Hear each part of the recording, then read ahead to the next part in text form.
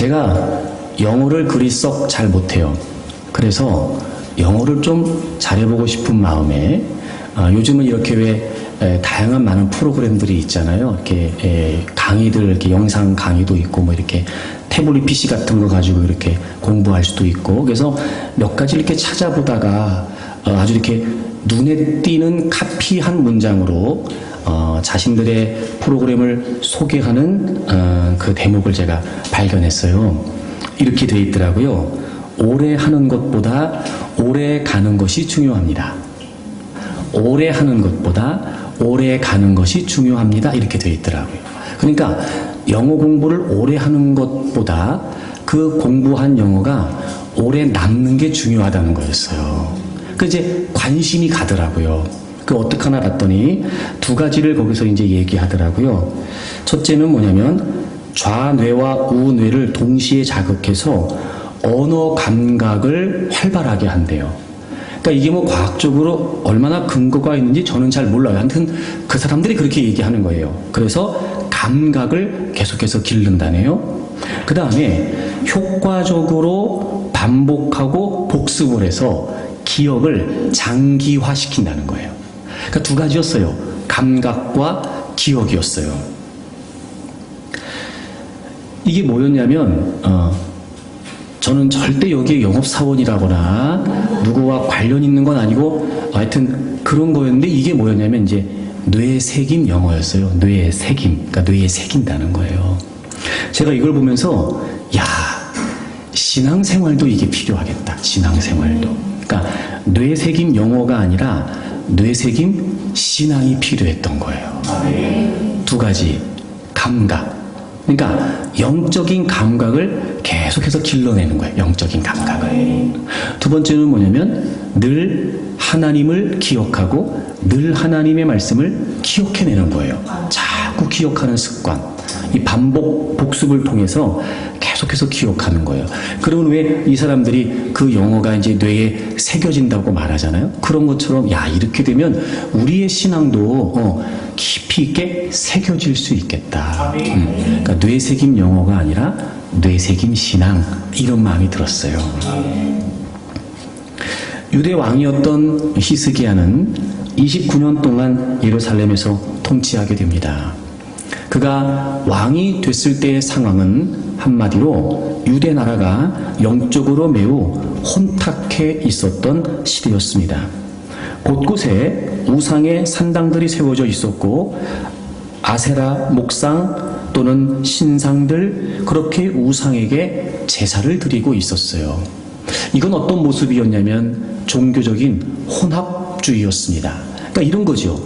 그렇다라고 해서 이스라엘 백성들이, 유다 백성들이 하나님을 안 믿겠다, 이건 아니었어요. 하나님을 믿는 모습도 여전히 있었으나 동시에 우상 숭배를 하는 모습도 있었던 거죠. 바로 이렇게 혼합적인 신앙의 모습을 띠고 있었어요. 게다가 이 당시에 모세가 광야에서 만들었던 놋뱀을 아직까지 분양하고 있었어요. 민수기에 보게 되면 이스라엘 백성들이 워낙 광야길이 힘들었던 나머지 계속해서 원망하고 불평하니까 하나님이 불뱀을 푸셨어요. 그래서 그 불뱀에 물려 그 독 때문에 이스라엘 백성들이 죽어가고 있었죠. 그때 모세가 하나님께 도움을 요청하게 되고 하나님께서 한 가지 살 수 있는 방법을 알려주셨어요. 그 불뱀과 동일한 모형으로 놋뱀을 만들어서 장대에 매달고 높이 쳐들고 얘기하라는 거였어요. 여러분, 이 장대에 매달린 놋뱀을 보게 되면 여러분 다 살 수 있습니다. 그래서 실제로 그 장대에 매달린 놋뱀을 본 사람들이 살아나게 됐죠. 바로 그 놋뱀 말입니다. 그러니까 굉장히 이전 시대 때 그 놋뱀을 아직까지도 만들어 놓고 그걸 숭상하고 있었다는 거예요. 은혜의 상징이 숭배의 대상이 돼버린 겁니다. 여러분, 이건 신앙의 변질이죠. 이렇게 지금 유대 나라의 영적인 상황은 이러한 혼합주의와 이런 변질된 신앙이 뒤섞여서 매우 영적으로 혼탁한 시대였습니다. 하나님만을 섬겨야 했던 유대 백성들이 이렇게 타락한 모습으로 신앙을 갖고 있었다는 거죠. 바로 그때 히스기야가 왕이 된 겁니다. 이 당시의 상황이 대부분의 사람들이 다 그렇게 변질된 신앙생활을 하고 있었을 때 히스기야는 대대적인 종교개혁을 일으키게 됩니다. 우리가 분명히 짐작할 수 있습니다. 아마 이건 보통 용기나 또는 보통 결단은 아니었을 겁니다. 그래서 오늘 우리가 함께 성경을 읽었습니다만 그가 그 모든 산당들을 제거하고 또 주상들을 깨뜨리고 그리고 그 녹뱀까지도 다 부서뜨리고 이렇게 변질된 신앙, 그릇된 신앙의 모습과 관련된 모든 것들을 다 척결하는 대대적인 종교개혁을 일으키게 됩니다. 여러분, 제거했다, 부서뜨렸다, 깨뜨렸다 이런 걸 보면 다시는 그렇게 하지 않겠다는, 다시는 그렇게 해서는 안 된다라고 하는 굳은 결의가 담겨져 있는 겁니다. 그렇게 히스기야는 대대적인 종교개혁을 일으키게 되고 더럽혀져 있었던 성전을 청결케 하고 그리고 멈추어 있었던 유월절의 절기를 다시 준수하도록 선포하는 종교개혁을 일으키게 된 겁니다. 그래서 이런 영적인 위기, 이런 영적인 암흑의 시기에 잘못된 신앙의 흐름을 따르고 있었던 유다 백성들이 이제 다시 신앙을 회복하는 아름다운 결과들을 가져올 수 있었다는 거죠. 주목할 만한 사실은 이 당시 시대적으로 그랬음에도 불구하고 한 사람 히스기야를 통해 바로 이런 신앙의 회복의 일들이 이루어질 수 있었다는 겁니다. 한 사람의 영향력, 한 사람의 영향력. 바로 그 히스기야의 영향력으로 말미암아 한 나라가 그리고 한 민족이 다시 하나님께로 돌아와 바른 신앙의 모습을 갖출 수 있는 계기가 될 수 있었다는 겁니다. 아멘. 그렇습니다, 여러분. 저와 여러분이 이 시대를 믿음으로 살고 있습니다. 물론 그 믿음은 개인적으로도 저와 여러분에게 무척이나 중요합니다. 하지만 여러분, 우리의 믿음은 나 한 사람으로 끝나지 않습니다. 분명한 사실은 나 한 사람의 믿음을 통해 얼마든지 우리의 주변이 변화되어 갈 수 있다는 겁니다. 모두가 다 그렇고 시대가 그래도 괜찮습니다. 우리가 믿음을 바르게 유지하려고 힘쓴다면 반드시 그 선한 영향력은 우리 주변에 놀라운 변화를 가지고 올 수 있다는 거죠. 아멘. 여러분 잊지 마십시오. 여러분 한 분이 믿음으로 바르게 세워지게 되면 여러분의 가정이, 여러분의 자녀들이 살 수 있습니다. 아멘. 우리가 바른 믿음을 유지하게 되면 여러분 우리 교회가 건강한 교회로 세워질 수 있을 것이고 그로 말미암아 우리 교회 영향력을 통해 이 주변이 그리고 인천이 뿐만 아니라 우리를 통해 나라와 민족이 얼마든지 회복의 길을 걸을 수 있다는 사실입니다. 아멘. 그러므로 여러분 우리는요 나 한 사람의 믿음으로만 생각할 것이 아니라 보다 폭넓은 그런 어떤 영적인 지경을 넓혀가는 안목에서 우리가 더 믿음을 가꾸려고 힘쓴다면 히스기야를 통해 하나님이 한 나라를, 한 민족을 다시 회복시키셨던 것처럼 하나님은 우리를 통해 이 시대에 펼쳐가시기를 원하시는 하나님의 일들을 이루어 가실 수 있습니다. 그러므로 여러분 한 사람의 영향력을 결코 과소평가하지 마십시오. 그런데 여러분, 히스기야가 어떻게 이런 영향력을 끼칠 수 있었을까? 한 사람이었음에도 불구하고 당시의 상황을 생각해 본다면 그 한 사람의 영향력은 아주 미력하다고밖에 여겨지지 않을 텐데 말입니다. 그럼에도 불구하고 그가 어떻게 이런 위대한 영향력을 일으킬 수 있었을까? 제가 곰곰이 생각해 보니까요, 그 영향력은 다른 삶에서부터 시작하는 것 같았어요. 그도 그럴 것이 다 그렇게 살아요. 그래서 똑같이 그렇게 산다면 영향력이 있을 리가 없을 거예요. 근데 모두가 다 그것이 당연하다고 생각하고 살았는데 누군가 다른 삶의 모습을 보일 때 여러분 그건 분명히 도전이 되고 깨우침이 될 수 있다는 거죠. 그러므로 영향력이라는 것은요, 그런 상황에 다 그렇게 사니까 그렇게 살면서 천만에요. 그렇게 되지 않습니다. 적어도 여러분, 영향력을 우리가 끼치기를 원한다면 반드시 우리는 다른 삶을 살 수 있어야 됩니다. 사실 지금 우리가 살고 있는 시대도 별반 다르지 않습니다. 외적으로는 그 어느 때보다 이단과 사이비가 판을 치고 있습니다. 내적으로는 우리도 부정할 수 없는 사실이 혼합주의, 변질, 여러분 이런 걸 우리의 신앙 안에서도 발견할 수밖에 없다는 거죠.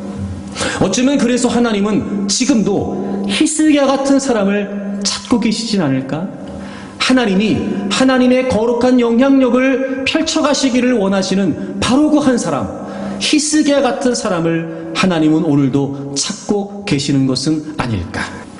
하나님은 어쩌면 지금도 이 시대에, 이렇게 돼버린 시대에 정말 하나님이 하나님 되심을 드러내고 하나님의 거룩한 영향력을 통해 회복과 희망을 주시기를 원하시는 하나님의 한 사람, 그들을 찾고 계시는지도 모르지요. 저와 여러분이 얼마든지 그런 사람이 될 수 있습니다. 다르게 산다면 말입니다. 이 시대에 우리가 다르게 산다면 사실 그 일이 쉽지 않고 어쩌면 그 일이 큰 용기를 필요하러 하는 일일 수도 있지만, 그러나 우리가 다르게 산다면 분명히 우리의 삶을 통해 하나님은 선한 영향력을 일으켜 주시리라고 믿습니다. 아멘. 여러분 때문에요, 여러분의 자녀들이 달라지기를 바랍니다. 아멘. 여러분 때문에 여러분의 가정이 반듯한 믿음의 가정으로 세워지기를 축복합니다. 아멘. 여러분, 우리 때문에 우리 교회가 더 건강한 교회로 세워져 가고, 아멘. 그래서 모든 민족과 열방을 향해 하나님의 아름다운 영향력을 끼쳐가는 그런 저와 여러분들이 되기를 바랍니다. 아멘. 그럼 여러분, 이 시대의 히스기야가 어떻게 살았기에 그가 다르게 살았으며 그래서 그런 다른 영향력을 끼칠 수 있었을까요? 첫 번째, 그는 다른 기준으로 살았습니다. 다른 삶의 첫 번째는요, 다른 기준이 필요한 겁니다. 오늘 본문을 보시게 되면 히스기야 3절에 보세요. 열왕기하 18장 3절에 보시면 히스기야가 그의 조상 다윗의 모든 행위와 같이 여호와께서 보시기에 정직하게 행했다, 이렇게 돼 있어요. 여러분, 제가 서두에 이 당시의 배경을 설명드렸습니다. 그러니까 이런 거예요. 오히려 하나님의 백성들이었던 유다 백성들이 우상 숭배하는 것을 꺼려하고 그리고 오히려 그것을 낯설어 해야 되는데, 지금 상황은 어떤 상황이냐면 우상 숭배가 너무 익숙해진 거예요. 그게 너무 만연되어 있다 보니까 심지어는 당연시 되었던 거죠. 그러니까 이 당시 분위기는 그냥 다 그랬어요. 그런데 유독 히스기야는 하나님 보시기에 정직하게 행했다는 거예요. 하나님 보시기에. 여러분, 우리가 충분히 생각할 수 있는 것은, 그럼 다른 유다의 백성들은 하나님을 몰랐을까? 그렇지 않아요. 그들도 얼마든지 하나님을 알고 있었어요. 그럼에도 불구하고 그들은 우상도 섬기고 또 모세 당시에 그 놋뱀도 여전히 분향하고 있었으며, 그런데 히스기야만큼은 달랐습니다. 하나님 보시기에 정직히 행했다는 거예요. 그러니까 그 말은 모두가 다 그랬지만, 시대적인 분위기가 그랬지만, 그러나 히스기야만큼은 하나님을 기준으로 살았다는 거죠. 그가 이런 어마어마한 영향력을 끼칠 수 있었던 것은 다른 사람들과 다른 삶, 다른 사람들과 다른 기준이 분명했기 때문이었어요. 그렇습니다, 여러분. 우리가 이 시대에 선한 영향력을 끼치는 하나님의 바로 그 한 사람이 되기를 원한다면, 여러분, 우리는 기준이 달라야 합니다. 아멘. 물론 쉽지 않은 일이죠. 다 그렇게 사는데 어떻게 홀로 다르게 살 수 있겠냔 말이에요. 다 그렇게 생각하고 사는데 어떻게 다르다는 걸 드러내며 살 수 있겠냔 말입니다. 어쩌면 그건 정말 어려운 일일 수도 있을 겁니다. 하지만 그럼에도 불구하고 우리가 하나님을 믿고 그래서 하나님이 살아계시다는 것을 분명히 안다면 여러분 우리는 다른 건 몰라도요 하나님이 절대적인 기준이시라는 것만큼은 우리가 분명히 사수해야 됩니다.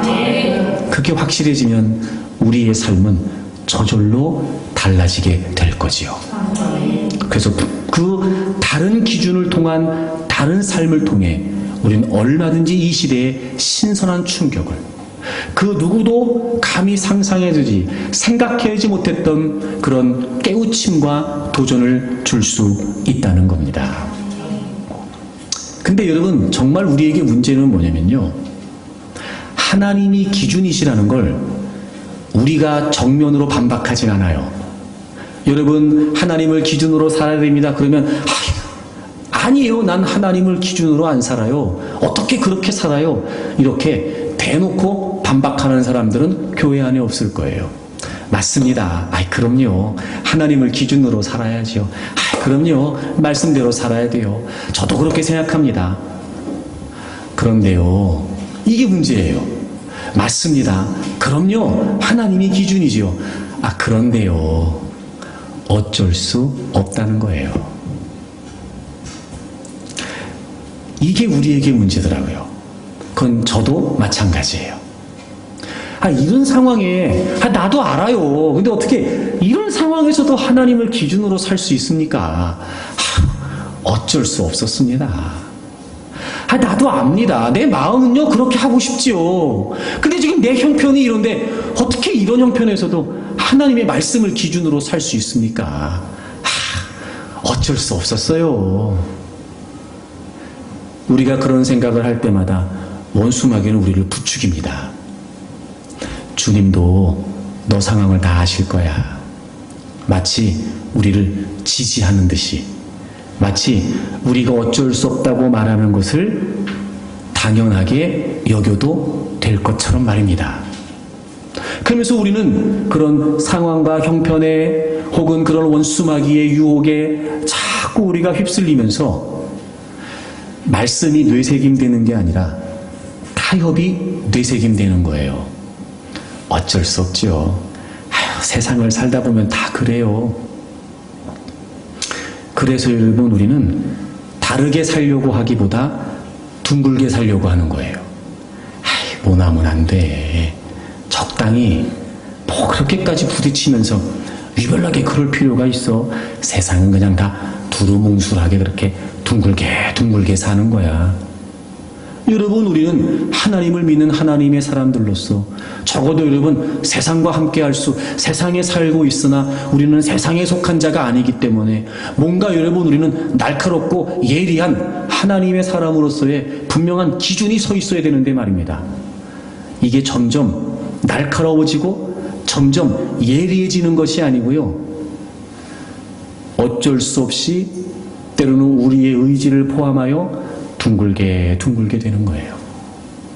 그리고 때로는 여러분 그렇게 내가 예리한 것 때문에 세상에서 부딪혀 간다는 것이 두려운 나머지 알아서 내가 나를 자꾸 그렇게 둥글게 만드는 겁니다. 그리고 적당히 굴러가면 그게 괜찮은 삶이라고 생각하는 거예요. 그래서 어쩌면 둥글게 이런 노래가 나왔는지도 모르죠. 둥글게가 아니라 다르게. 그러니까 바르게 살려면 다르게 살아야 되겠더라고요. 워낙 세상은 하나님의 진리로부터 역행하기 때문에 그렇습니다. 세상과 다른 것은 곧 하나님 앞에서 바른 것이 된다는 걸 잊으면 안 돼요. 그래서 여러분 둥글게 하지 말고 다르게 아셨죠? 노래를 가사를 바꿔야 되나 이제부터 우리가? 둥글게 이게 아니라 다르게 웃겨요 여러분? 이렇게라도 그러면 여러분 히스기야는 우리가 얘기하는 어쩔 수 없었어요 라고 하는 상황이 없었기 때문에 다르게 사는 것이 쉬웠다는 걸까요? 다른 기준으로 살았다는 것이 살만했다는 걸까요? 그렇지 않았다는 거예요, 여러분. 먼저 우리 모든 인간이 그렇습니다. 가장 지대한 영향력을 받는 관계는 부모지요, 부모. 부모에게서부터 태어납니다. 그리고 성인이 될 때까지 어떤 인격과 성품과 가치관이 형성되는 과정에 가장 큰 영향력을 받을 수밖에 없는 관계가 바로 부모예요, 부모, 여러분. 히스기야의 부모의 모습은 그럼 어땠을까요?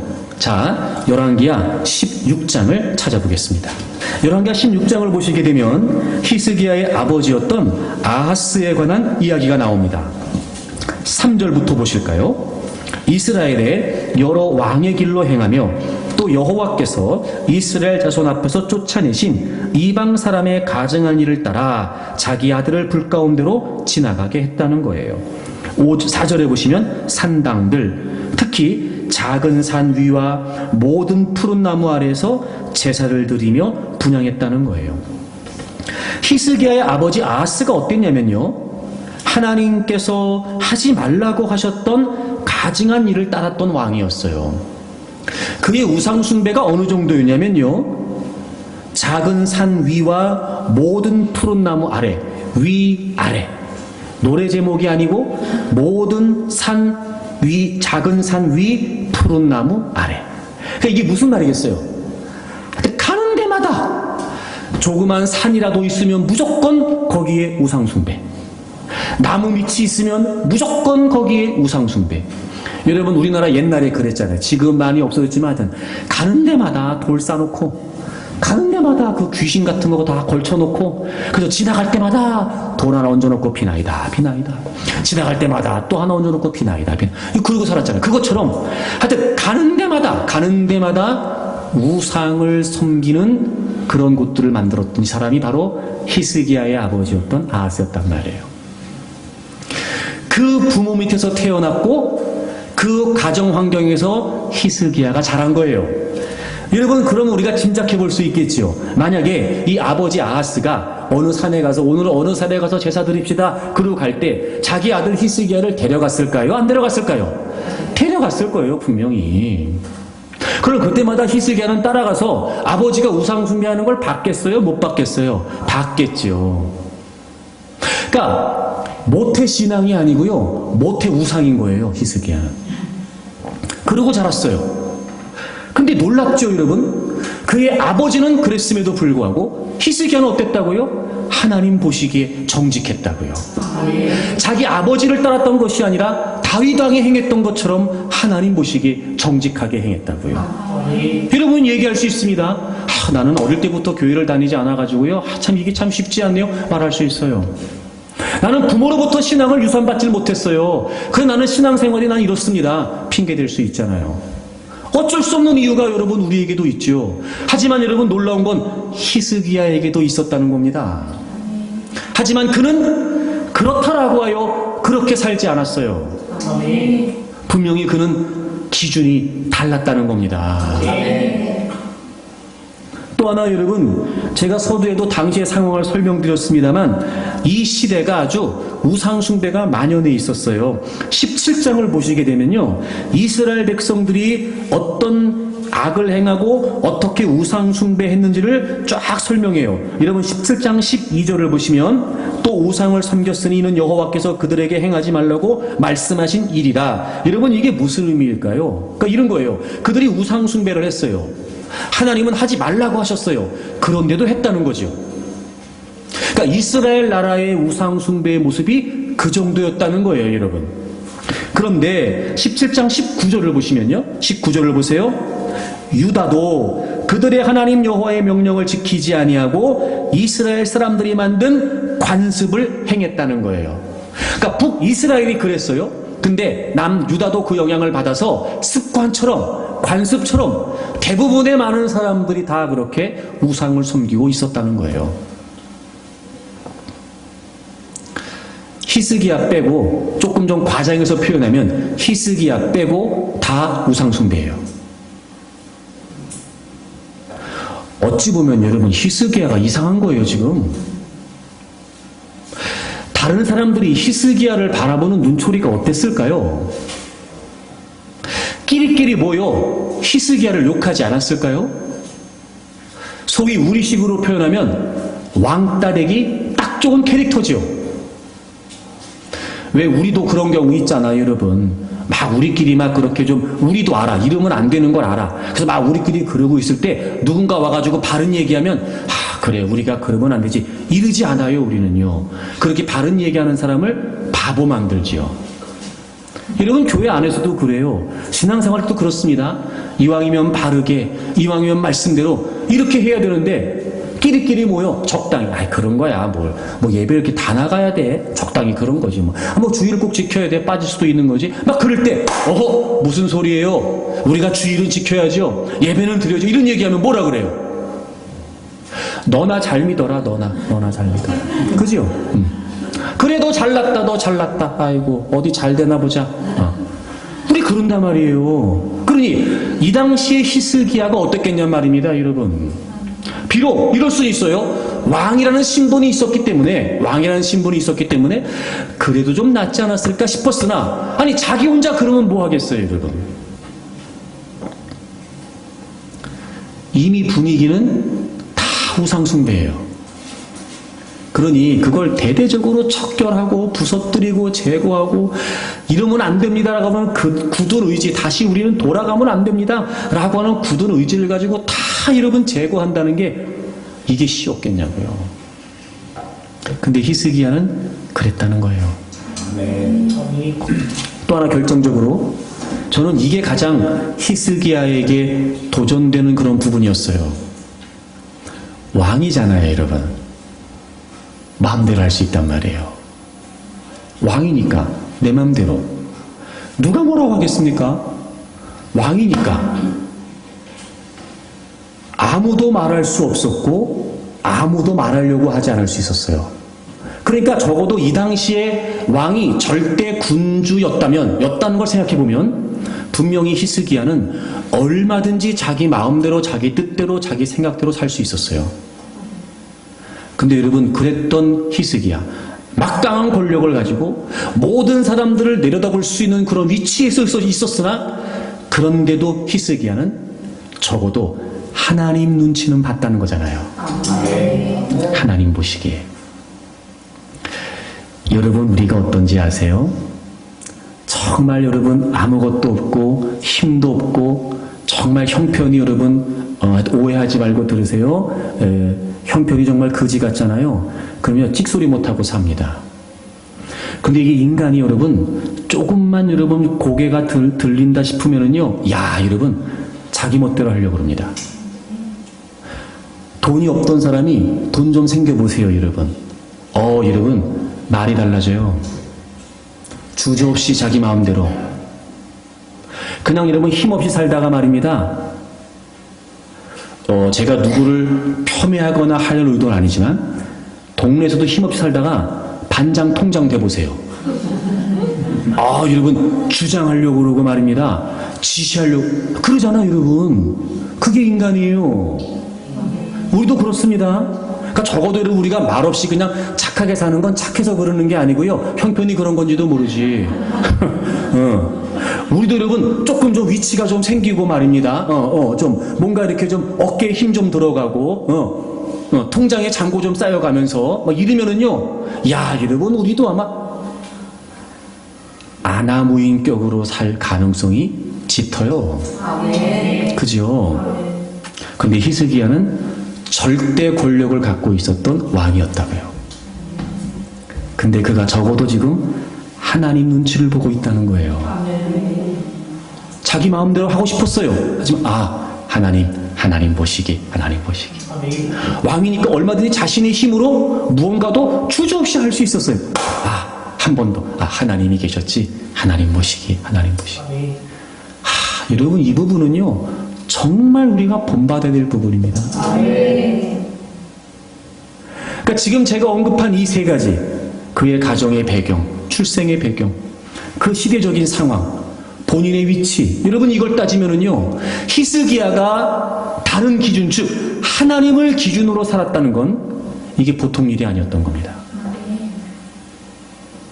그런 걸 보면 우리가 맨날 어쩔 수 없다, 이런 형편이니까 저런 형편이니까, 여러분 이 얘기하면 사실 여러분 그거 핑계일 수 없습니다. 사랑하는 여러분, 다른 삶으로 살아야 다른 영향력이 주어져요. 우리에겐 하나님이라고 하는 다른 기준이 분명해야 됩니다.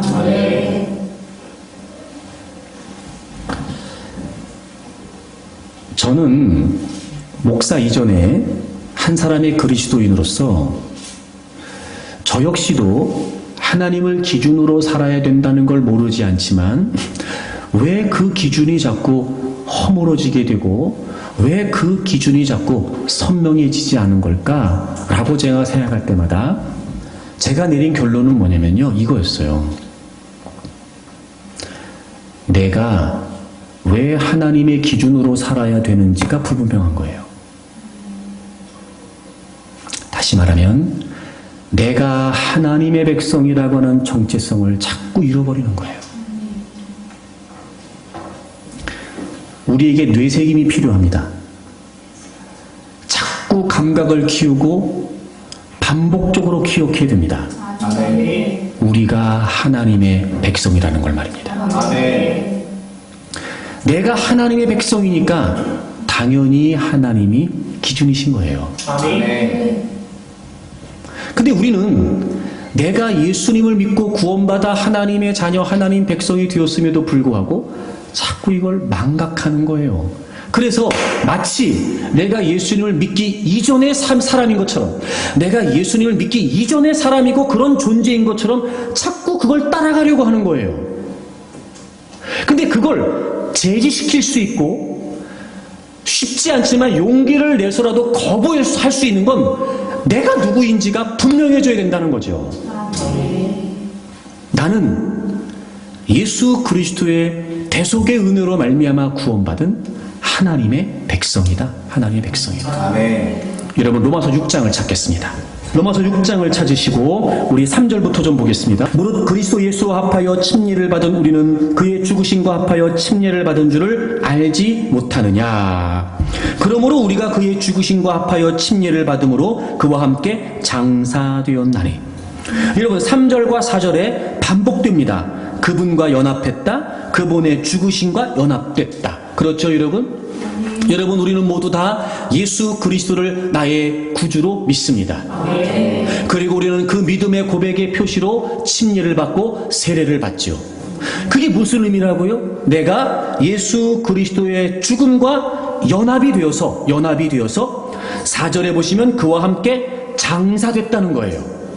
그러니까 내가 예수님을 믿는다는 건 예수님을 믿기 이전에 살았던 모든 삶이 예수 그리스도를 나의 구주로 믿는 순간 어떻게 된 거예요? 다 죽어서 끝난 거예요. 아멘. 그분이 나의 죄를 위해 십자가에서 죽으실 때 나도 죽어서 끝난 거라고요. 아멘. 그리고 이제 우리는 4절 계속 보세요. 아버지의 영광으로 말미암아 그리스도를 죽은 자 가운데서 살리심과 같이 우리도 또한 새 생명 가운데.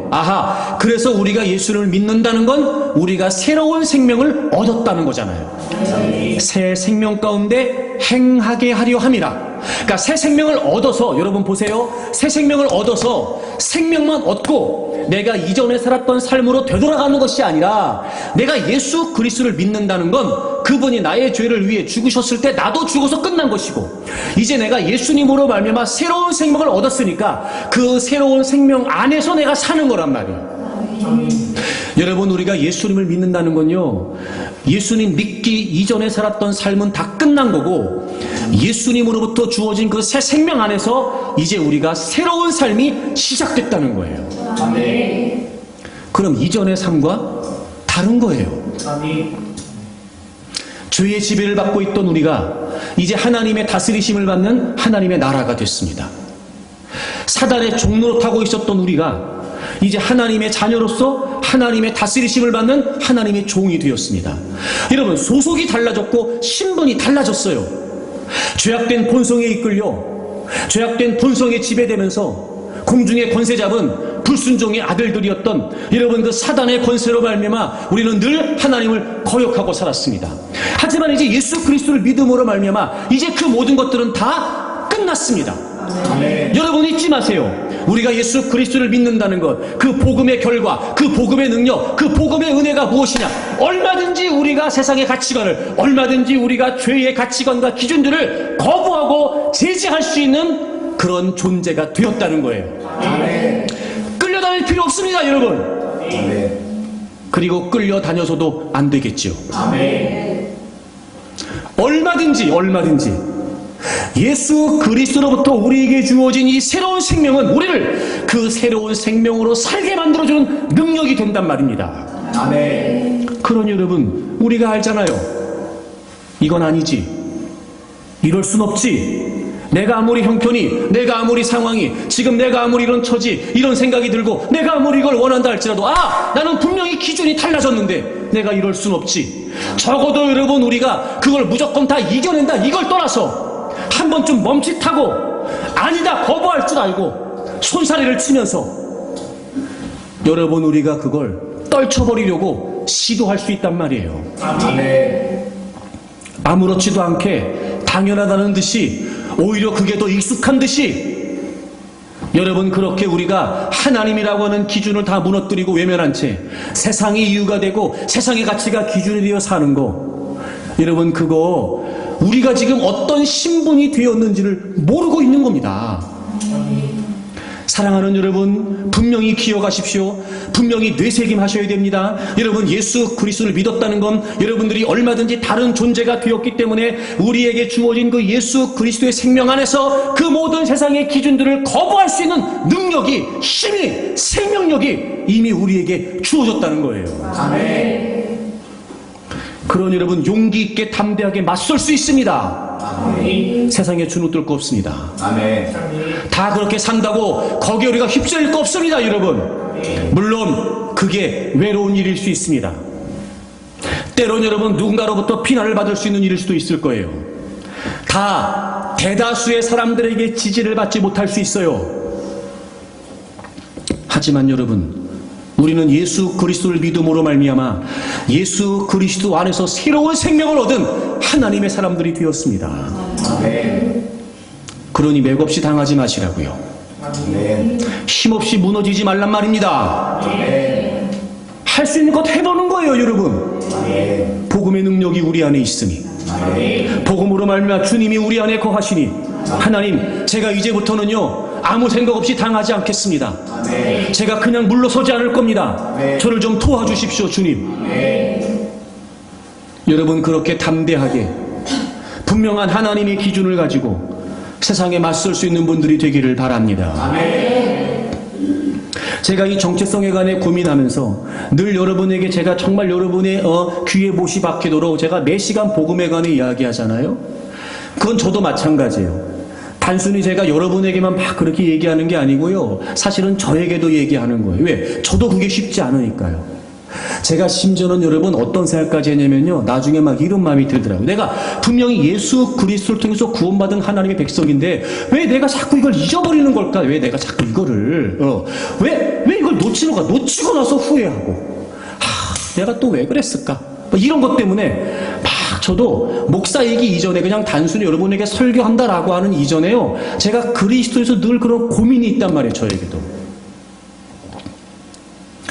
이런 마음 들더라고요. 여러분 우리가 이 구원을 값없이 받았잖아요. 값없이. 그래서 우리는 이 구원을 너무나 값싸게 취급하는 건 아닐까?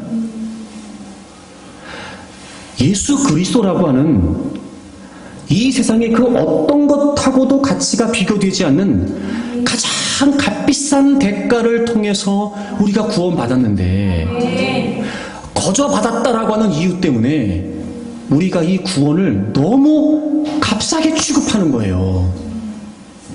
제가 이런 마음이 들었다니까요, 여러분. 왜 우리가 여러분 막 이렇게 전세 살고 월세 살다가 좀 형편이 나아져서 어디 신도시 아파트 분양한다 그래서 가봤더니 참 좋고 그래서 대출 좀 끼고 있는 거 다 팔아서 하여튼 싹싹 긁어 모아가지고 다 던지면은 야 저기 갈 수 있겠다 싶어서 말입니다.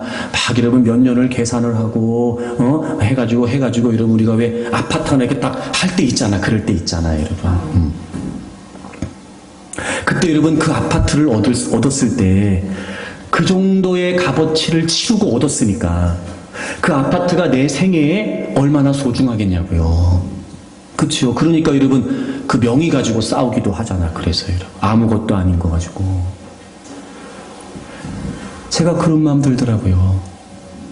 그럴 리가 없고 그렇지도 않지만 만약에 내가 구원받는 걸 내가 정말 소중히 여기는 내가 정말 피땀 흘려서 내가 정말 수고하고 노력해가지고 얻은 그 어떤 것과 바꿔야 되는 거라면 그래서 내가 구원을 받았다면 이렇게 취급하진 않을 텐데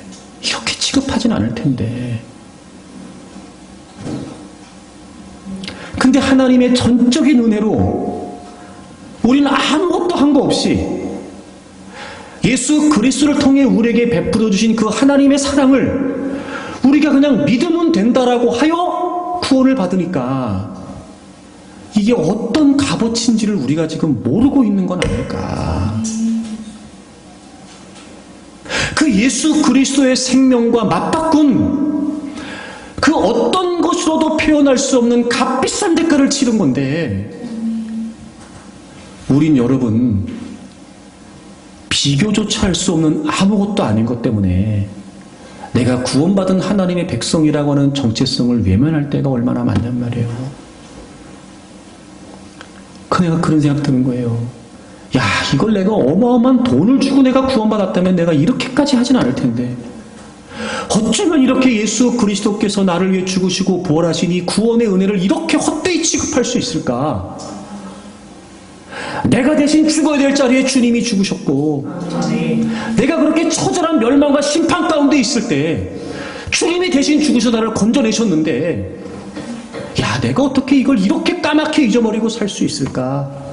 어찌 내가 내 편의에 따라 내 유익에 따라 그리고 내 필요에 따라 그걸 이렇게 값싸게 취급하고 때로는 거추장스러운 것처럼 아무것도 아닌 양 누가 봐도 그렇잖아요. 누가 봐도 어쩌면 우리가 그렇게 살 수 있을까? 저는 막 심지어 그런 생각까지 한다니까요. 하나님을 기준으로 산다는 게 쉽지 않다는 거 압니다. 하지만 여러분 그 쉽지 않은 일을 해낼 수 있습니다. 아멘. 내가 구원받은 하나님 백성 되었다는 거. 이 정체성이 얼마나 소중한지를 우리가 알면 알수록 우린 결코 그 다른 기준을 놓치려고 하지 않을 겁니다. 그리고 또 하나, 다른 기준으로 살았을 때 우리에게 주어지는 결과를 우리가 확신하지 못하는 거예요. 우리는 지레짐작으로 남들이 날 또 어떻게 생각할까? 유별나다고 하지는 않을까? 내가 너무 튀는 거 아니야? 뭘 그렇게까지 다 지금 신앙생활이 그렇고 다 그렇게 교회 다니고 뭐 그러는 거 아니야? 왜 유독 내가 굳이 내가 뭘 그렇게 해야 돼? 라고 하는 생각이 우리에게 있을 수 있어요. 그 길이 외로울 수 있고 그것 때문에 우리가 겪게 될 어려움도 분명히 있을 수 있단 말이에요. 그래 우리는 그거를 예상하고 자꾸 우리가 스스로 움츠러드는 거예요. 근데 여러분 잊지 마셔야 될 게 뭐냐면 우리가 다른 기준으로 살잖아요. 그럼 반드시 다른 삶을 통한 결과가 주어져요. 그러니까 이런 거예요. 자 보세요. 다른 삶이 다른 영향력을 끼치잖아요, 여러분. 다른 삶을 사는 건 다른 삶을 살면 다른 영향력이 주어지잖아. 그 첫째가 뭐였냐면 다른 기준으로 사는 거잖아요. 근데 이런 거예요. 다른 기준으로 살아서 영향력이 된다는 건 뭐가 필요하냐면요. 다른 기준으로 산 삶에 대한 결과가 있어야 되는 거예요. 그래야 누군가가 봤을 때 영향을 받을 수 있잖아. 무슨 말인지 아시죠? 그러니까 내가 무슨 얘기 하려고 하는 거냐면 다른 기준으로 살아요, 우리가. 물론 그 결과를 바라는 건 아니에요.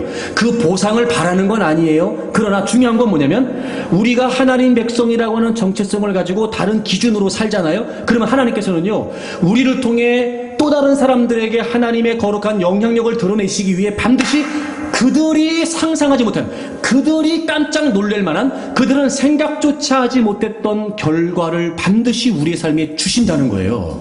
아멘.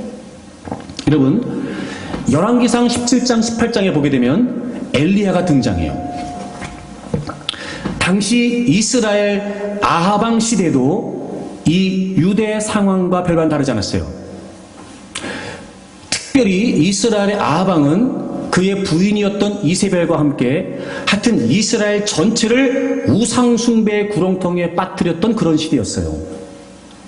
하나님이 더 이상 두고 보실 수가 없어서 하나님의 사람 엘리야를 통해 그 땅을 저주하세요.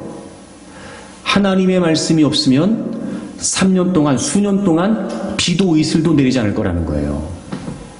근데 하나님이 그 이야기를 엘리야를 통해서 아하방한테 전하라고 하세요.